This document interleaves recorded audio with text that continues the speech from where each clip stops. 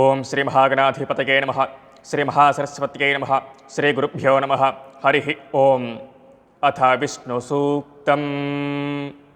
ఓం విష్ణోర్నుకం వీర్యాని ప్రవోచం యః పార్థివాని విమమే రజాగుంసియో అస్కభాయదుత్తరగుం సదస్థం విచక్రమానుస్త్రేధోరుగాయో విష్ణోరరాటమసి విష్ణోః పృష్ఠమసి విష్ణో స్నప్త్రే స్థో విష్ణోస్యూరసి విష్ణో ధ్రువమసి వైష్ణవమసి విష్ణవే త్వా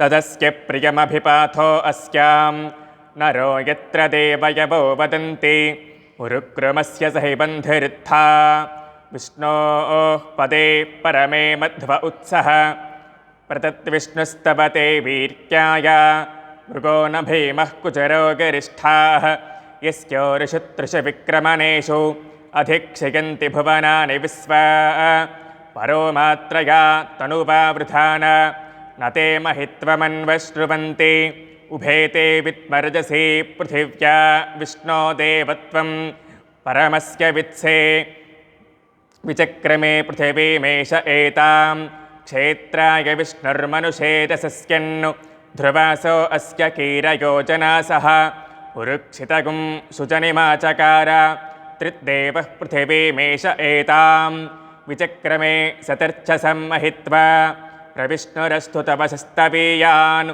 త్వేషగుహ్యస్యస్తవిరస్య నామ అతో దేవా అవంతు నో యతో విష్ణుర్విచక్రమే పృథివ్యా సప్తధామభిః ఇదం విష్ణుర్విచక్రమే త్రేధా నిదధే పదం సమూఢమస్య పాగుం శురే త్రీని పదా విచక్రమే విష్ణుర్గోపా అదాభ్యః తతో ధర్మాని ధారయన్నో విష్ణోః కర్మాణి పశ్యత యతో వ్రతాని పస్పసే ఇంద్రస్య యజ్ఞః సఖా తద్విష్ణోః పరమం పదగుం సదా పశ్యంతి శూరయః దివీవ చక్షురా తతం తద్విప్రాసో విపన్యవో జాగృవాన్ సస్సమింధతే విష్ణోర్యత్పరమం పదం పర్యాప్త్యా అనంతరాయాయ సర్వస్తోమోతిరాత్ర ఉత్తమమహర్భవతి సర్వస్యాప్త్యై సర్వస్య చిప్త్యై సర్వమేవ తేనాప్నోతి సర్వం జయతి.